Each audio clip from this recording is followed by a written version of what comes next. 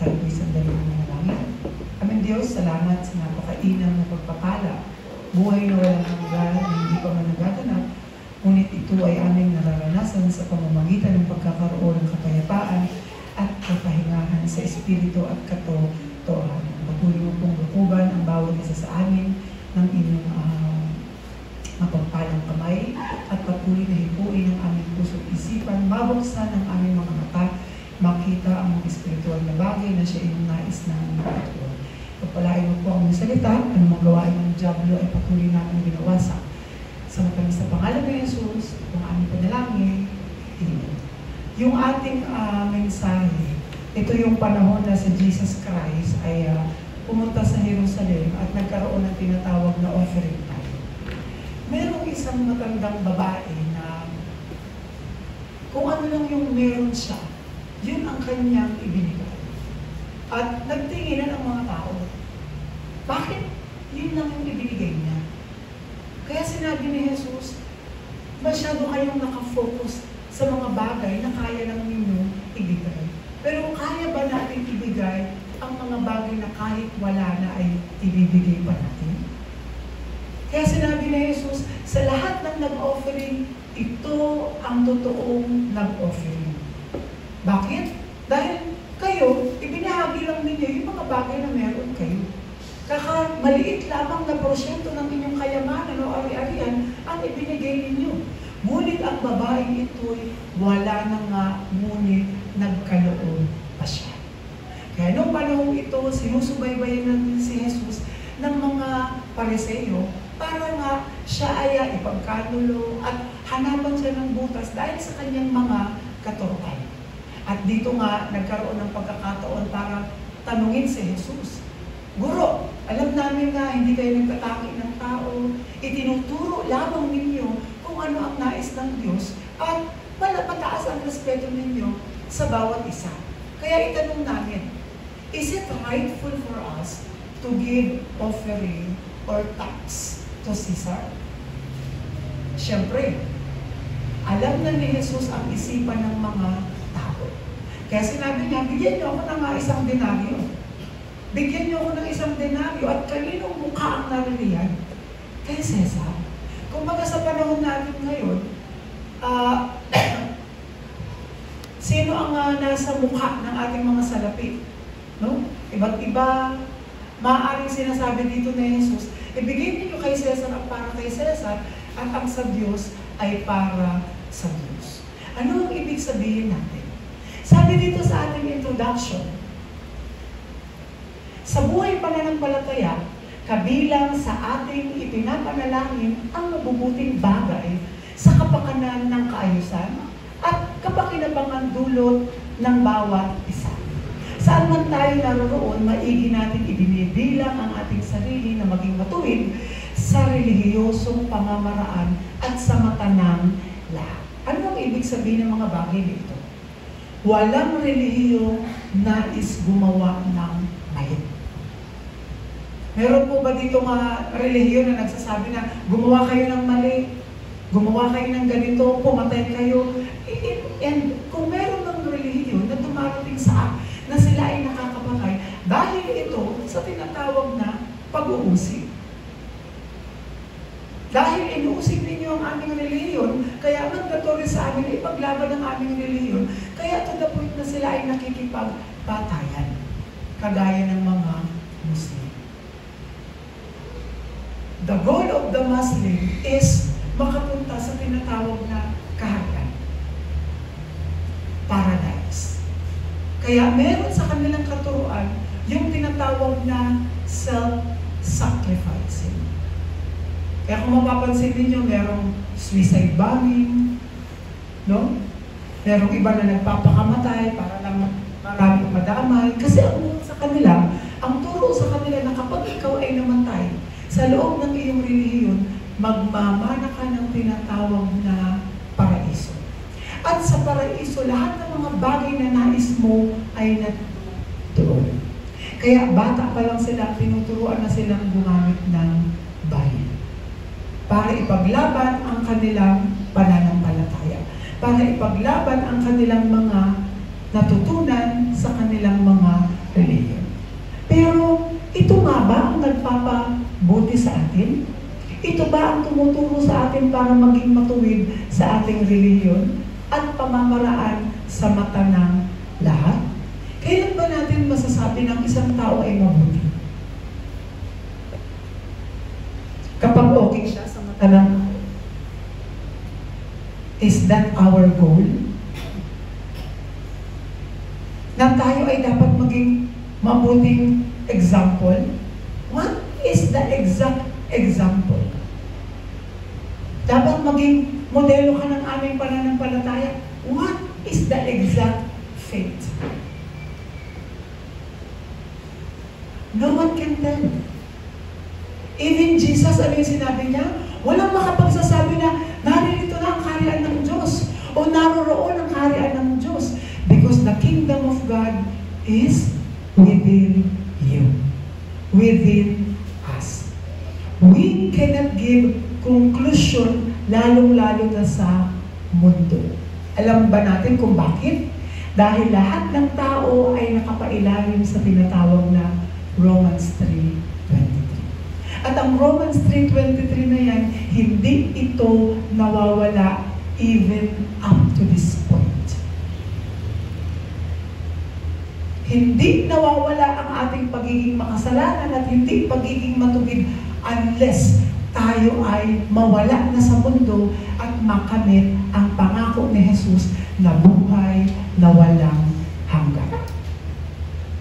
Kaya the more we try to do our best, the more na subukan natin yung ating mga sarili na magpakatuwid, we get frustration. Dahil yung limitation ng pagiging tao, laging naririyan. Especially when we try to be good through our five senses. We cannot. Gusto kong mabuti sa paningin ng tao, the way I speak, the way I move, the way I react. We cannot do that. We need to accept that we cannot please everybody.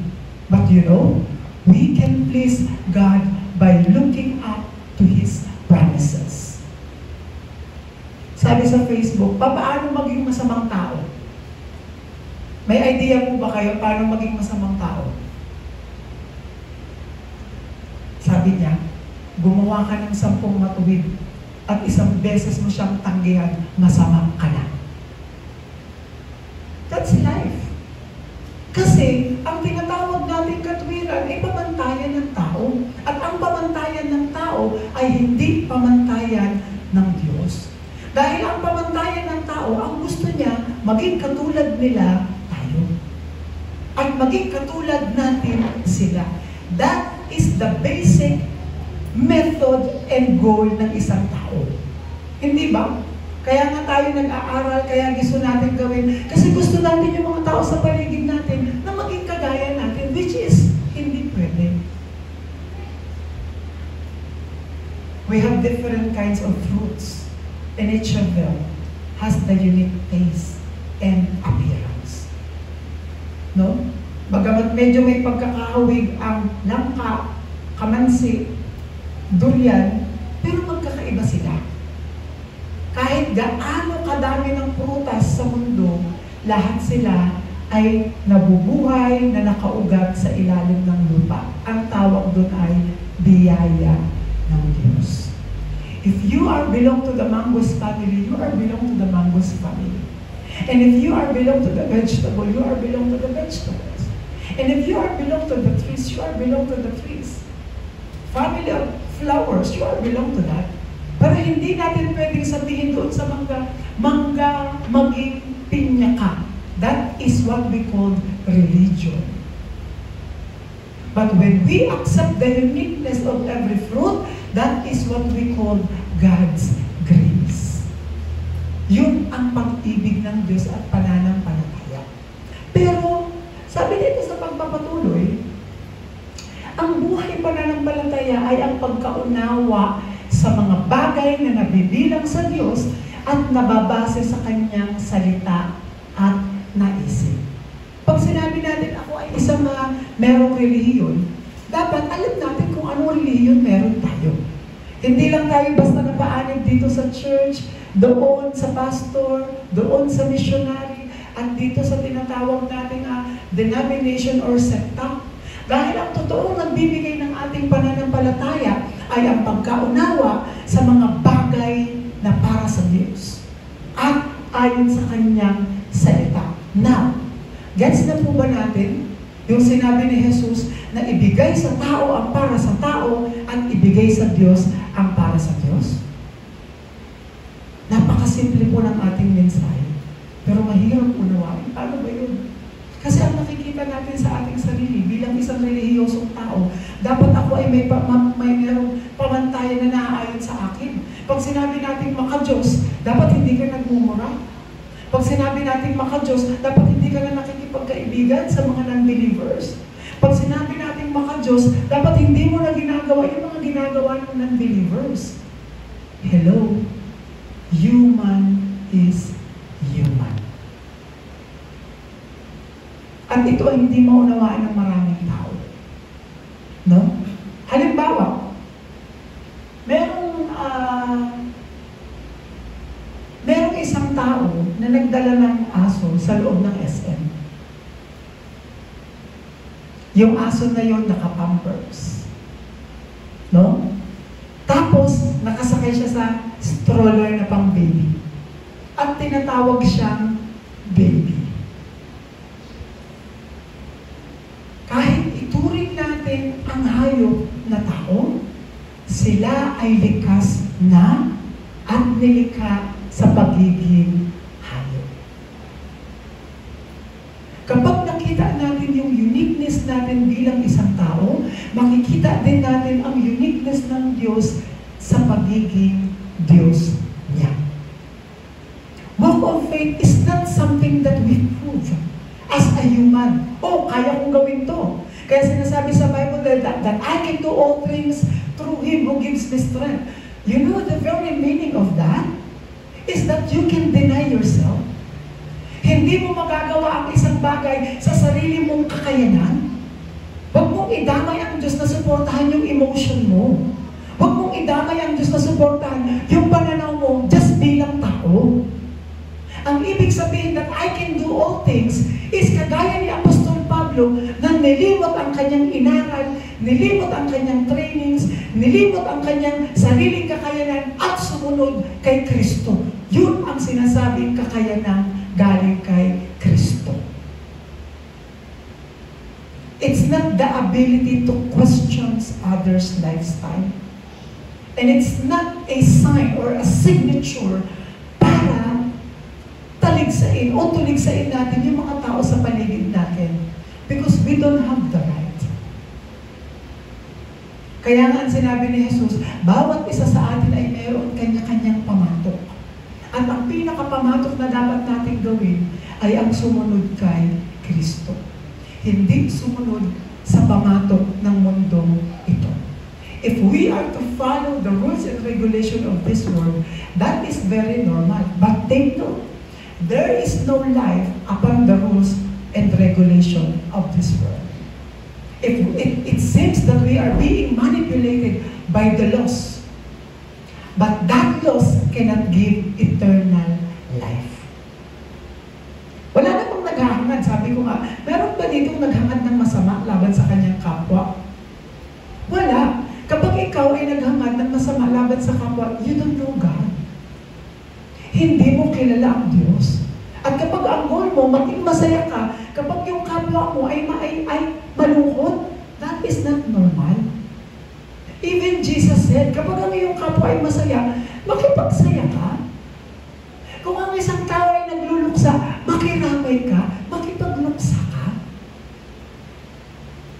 Pero kapag ang goal mo, masaya ka, kapag yung kaaway mo ay bumagsak siya, that is not normal. Even Jesus said, ipanalangin ang mga taong walang tiwala sa iyo.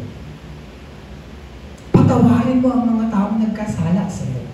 Dahil kung ang iibigin lang natin ay yung mga taong umibig sa atin, anong gantimpala mo? Even the fake do that.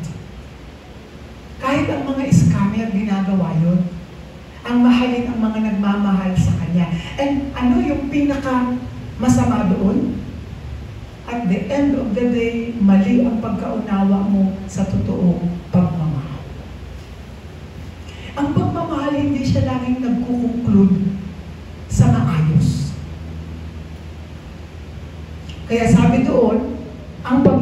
ay hindi makitid. Ang pag-ibig ay hindi mapagmataas. Ang pag-ibig ay hindi nananaghili, hindi nagsiselos, hindi mapagpaimbabaw. Pero kung yung attitude mo, kaya ako nagsiselos dahil mahal kita, that is stupid. Kaya ako lang nagagawin dahil mahal kita, no. You must know the difference between love and obsession. Ang obsession hindi kumikilala ng pag-ibig. Ang obsession signifies greed, pagiging makasarili. O dapat sa akin ka lang titingin, huwag sa iba. Dukutin mo ang mata. Kaya nga binigyan ng mata ang tao to see everything. Hindi natin sila pwedeng manduhan.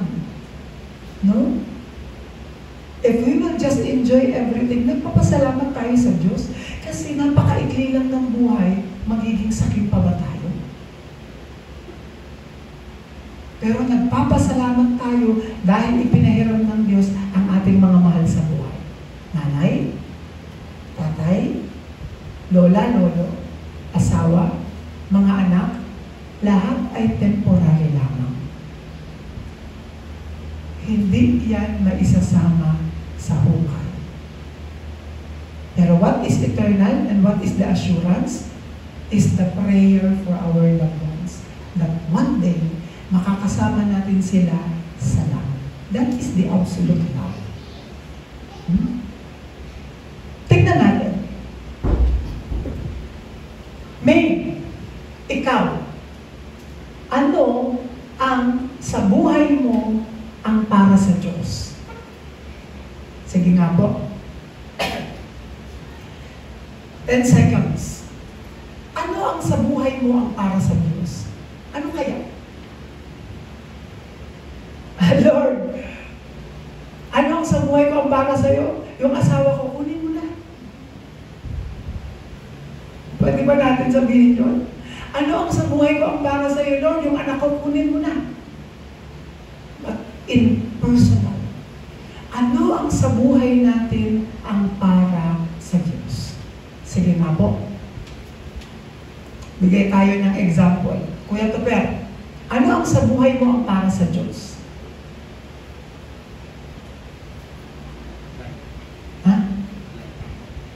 Life nga. Pero sa buhay mo nga, ano nga ang para sa Diyos? Kunin ko yan. Siguro po yung pag-aaral ko, hindi yan para sa Diyos. Para sa iyo yan. Huwag mong lokohin ang Diyos. Kaya yung mga nagsasabi, all glory to God, dapat glory sa Diyos. Ano ang totoong nagbibigay ng glory sa Diyos? Dahil nakapasa ka sa exam? Glory to God? That is not giving glory to God. Doon pa lang sa sinabi ni Jesus, ibigay kay Cesar ang para kay Cesar. Kanino nakapangalan yung diploma mo? Sa Diyos? Kaya minsan, ginagawa nating mangmang ang relihiyon. Ginagawa nating mangmang ang ating pananampalataya because we don't know what is belong to God. Ano ang para sa Diyos? Sa work ko po. Yung work ko po. Bakit? Paano naging para sa Diyos yung work mo? Wala na tayo sa sinaunang mga katuroan na puro sugar-coating gospel. Pag sinabi natin sugar-coating gospel, puro sweetness, na laging i-connect, o dapat ganun, hindi. Kahit si Jesus nagsabi, what is belong to you, belongs to you. But you must know what is belong to God.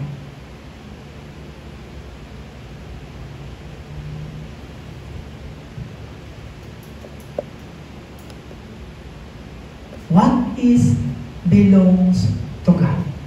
Parang, pastor, parang ang hirap pa. Pero no. Mas magiging malalim ang ating pananampalataya kapag alam natin at kilala ang Diyos and what is belong to Him. No?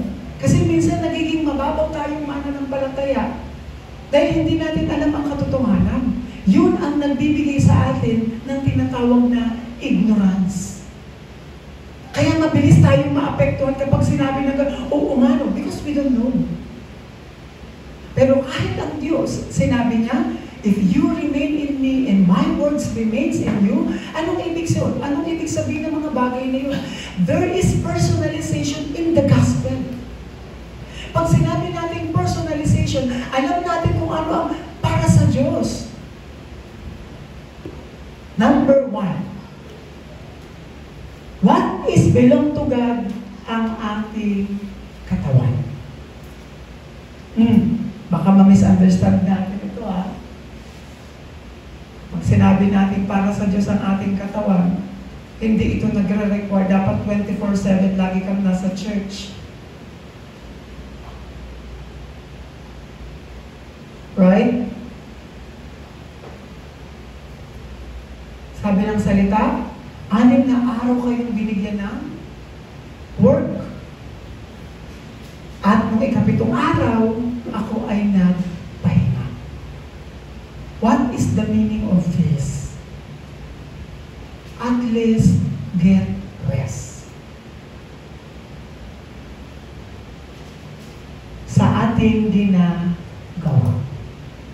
Pastor, paano ako magpapahinga? Ang laki ng bayaran ko. I know that. Pero ang sinasabing pahinga dito is ang ating mga sarili. Hanggat tayo ay may buhay, hanggat tayo ay mayroong kakayanan, of course, we can enjoy everything. But the rest that God is looking for is rest with Him. Remember that you are not just with your own. Kapag sinasabi mong ako ay sumasamba, dapat alam mo rin kung paano ang para sa Diyos. Sabi diyan sa Ephesians chapter 2 verse 10, kung ano tayo ngayon ay gawa ng Diyos. At sa pakikipag-isa natin kay Kristo Jesus, ay nilikha niya tayo para sa mabubuting gawa na inihanda niya noong una pa man upang gawin natin. Ano ba yung mga gawain na yun na para gawin natin? Na inihanda na ng Diyos. Rest. Rest. Pastor, paano ba yung pahinga? Hindi lahat ng natutulog ay nakakapagpahinga. It seems that you are closing your eyes, sleeping, pero may mga tao na hindi magawang magpahinga.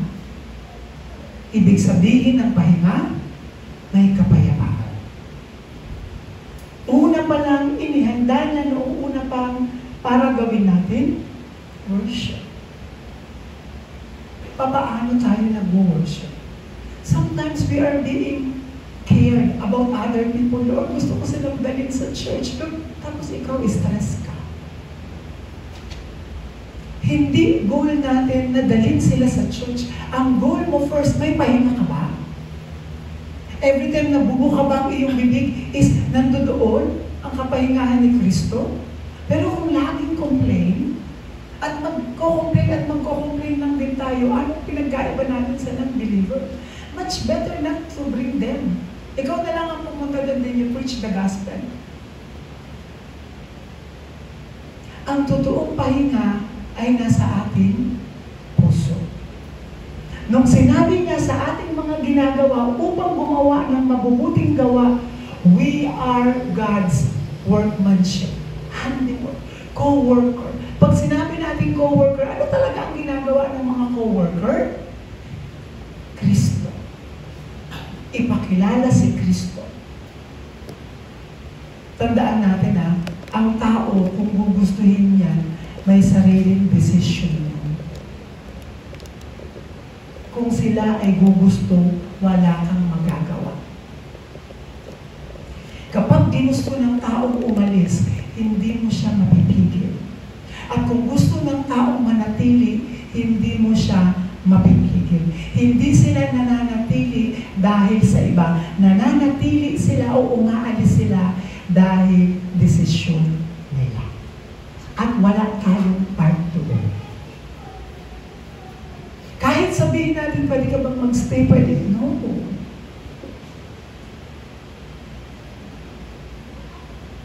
Kahit si Haring Solomon, there is no new under the sun. Walang bago. Meaningless, meaningless. Everything is meaningless. Anong pagpapahalaga natin sa lahat ng bagay sa mundo, lahat ng yan ay mawawala. Ngunit tayo ay ginawang kamanggagawa ng Diyos para makita natin si Kristo at mapalitan yung ating lungkot, pangungulila ng buhay na walang hanggan after this life. Kaya lahat tayo, pare-pareho tayo mayroong tinatawag na suliranin. No? Bills, expenses. Pero hindi naman pare-pareho ang reaction. But ikaw, ang dami mong bayarin, ang dami mong, pero parang hindi ka na-stress. Kasi may way. At kung magdidesisyon lang tayo, we cannot hold our decision. Kaya nga ang tao binigyan ng Diyos ng kalayaan para pumili. Kalayaan para mag-desisyon. But the truth is, if we make a decision, kasama natin magdesisyon ang Diyos. Para hindi tayo magtatanging ng tao. Yun ang sinabi ni Jesus. Our body is belong to God. Hindi ito belong kahit kanino. Our body is belong to God. Kaya ang goal ng ating katawan is ma-enjoy si Kristo at kung paano din natin na-enjoy ang mga tao sa paligid natin. There is no certain time, certain place, or certain activities para ma-enjoy ang Diyos. You can enjoy God everywhere, every time. Here and now. No? Kasi ang gusto natin bilang tao, maging hawak natin ang lahat. But we cannot. Kapag ito ang naging goal natin, anong pinagkaiba natin sa Torre ng Babel? Ano ang pinagkaiba natin kay Eva at kay Adan na nahulog sa Genesis 3, 6, and 11? They want to control everything at alisin ang Diyos. But the truth, God gave us the authority to rule all over the world with the provision of God. Kapag hindi natin alam yun, ang lagi natin iisipin, ang leader, dapat laging may nasasakupan. No. Ang totoong nililid ng isang leader ay ang kanyang sarili. Dahil ang leader, hindi siya nagiging leader dahil marami siyang tagasunod. Ang leader kahit nag-iisa ay nagsusurvive. Kaya nabuo yung salitang win without fighting. No? Kasi yung totoong kalaban ng tao, hindi naman ang kapitbahay niya. Hindi ang kanyang asawa, hindi ang kanyang anak, ang kanyang sarili. Kaya paano natin pinapahalaga ng ating sarili sa salita ng Diyos, doon tayo nagiging makabuluhan. Alam ba ninyo, sa isang bansa, hindi pwedeng lahat presidente. Sa isang kumpanya, hindi lahat boss. Why?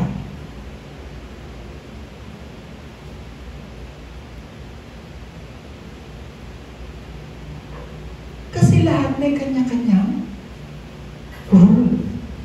No? Like sa church. Si Kristo ang ulo, merong kanang kamay, merong kaliwang kamay, merong kanang paa, merong kaliwang paa, merong tiyan, no? Ano kaya ang itsura ng tao? Masasabi ba siyang tao kung lahat ng parte ng katawan niya puro kamay? Hindi. Ganon din sa ating buhay pananampalataya. Ang mabuting balita ay nag-rule uniquely. No? Kaya sabi ng Biblia, kapag ang iyong kanang kamay ay may ginawa, huwag mo nang paalam sa kaliwa. At ang iyong kaliwang kamay ay may ginawa, huwag mo nang ipaalam. That is religion. But what is gospel is alam ng kanang kamay ang kanyang gawain at alam ng kaliwang kamay ang kanyang gawain. Ano ang ginagawa nila? Kung ano ang iniutos ng head ng salita ng Diyos.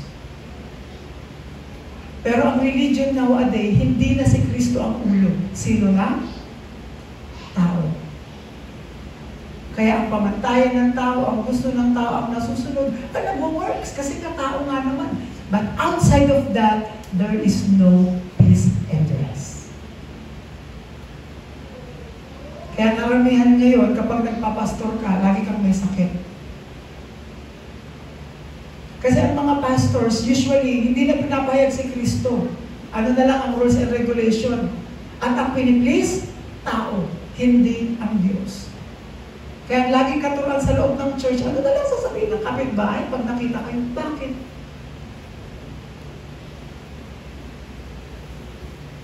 When the truth, even the prostitute did not receive condemnation from Jesus. Pero tayo, takot na takot tayo mag-receive ng condemnation sa tao na siyang makasalanan. But always remember this. Sino man ang bumato, siya ang totoong nagkasala. Kaya walang bumato sa panahon ng babae na yan. Walang bumato sa kanya. Dahil alam ng tao na sila ay makasalanan din. So what is belong to God? Our body. Paano mo, Pastor? Find words. Huwag tayong basta, alam niyo yun, baliw na baliw tayo sa trend, baliw na baliw tayo kung ano. Sino pinapakitaan natin niya in the first place? Ang tao. Kanino tayo kumukuha ng inspiration? Sa comment ng tao. So, kanino ka belong? Sa tao. But you are belong to God. And those who belong to God do everything in secret. No? Kasi kung lagi natin pinapakita sa tao yung mga achievements, yun na yung reward mo. Pero wala ka ng reward sa Diyos. The true reward comes from God. Upon everything that you do, you have rest and peace. Yun ang totoong reward natin. At tandaan, what is belong to God? Our body. Pangalawang belong sa Diyos ay ang ating isipan. What is belong to God? Ang ating mga iniisip. Ano ang iniisip mo ngayon? Ano ang nasa isip mo ngayon? Basta nagkakasala ata ako. Bakit? Kasi ang nasa isip ko ngayon, paano kumita ng pera? Ano yung mapapasok akong trabaho? Paano ko susuportahan yung mga anak ko, yung pamilya ko? Hindi masama yan. Karapatan mo yan. At yan nga ang reason kung bakit binigyan ka ng Diyos ng araw-araw na kalakasan. But remember this. Do not do it too much. Kasi nakakalimutan mo na kahit ang iniisip mo, merong parte ang Diyos. Kaya sabi dyan sa Romans 12 verse 2, huwag kayong makiayon sa takbo ng mundong ito. Sa halip, hayaan ninyong baguhin ng Diyos ang inyong pag-iisip upang maunawaan ninyo ang kanyang kalooban. Sa gayon, magagawa ninyo kung ano ang mabuti, kalugod-lugod at ganap na kalooban ng Diyos. Kahit sa ating personal life, nandyan ang kalooban ng Diyos. So, Pastor, okay lang po ba na mag-work ako? Yes, sino may sabi hindi? You know what? Even Jesus worked for Himself.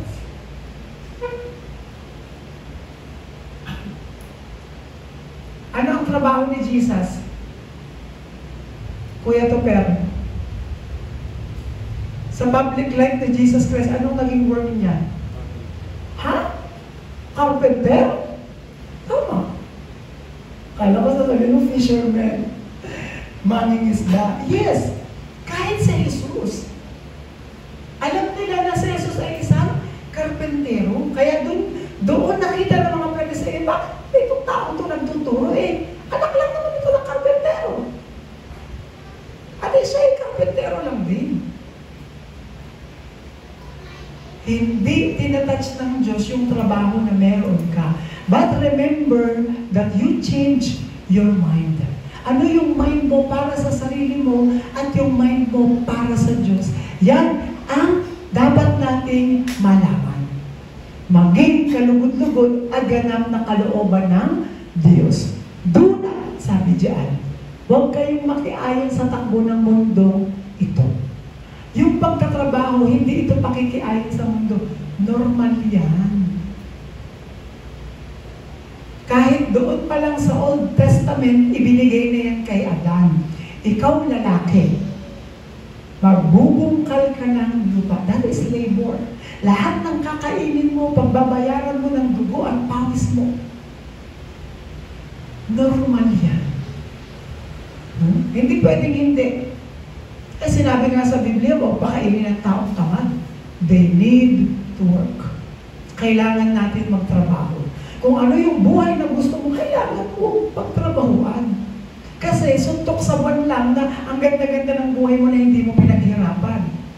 No? At ang mga tao na yun, usually, laging nawawala sa kanila kapag ito'y pamana lamang.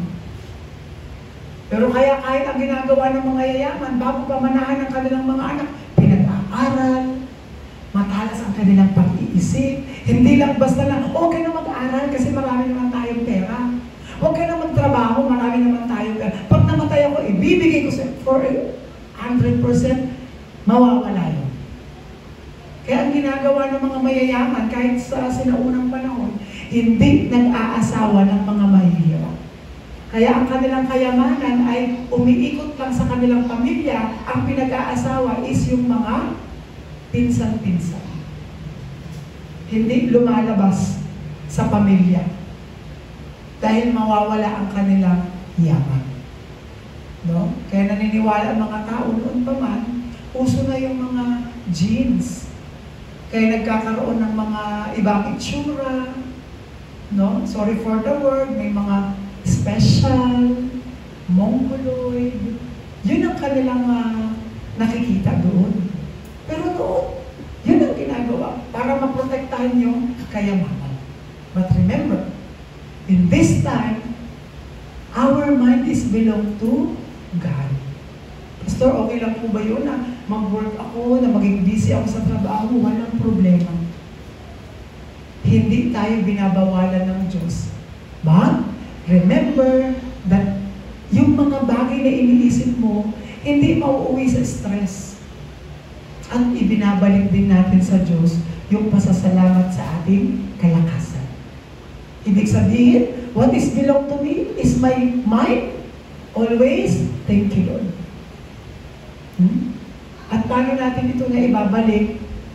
Doing good things. Ano ang kalugod-lugod at mabuting gawain? Pangatlong bagay, ano ang belong sa Diyos? Ay ang ating espiritu.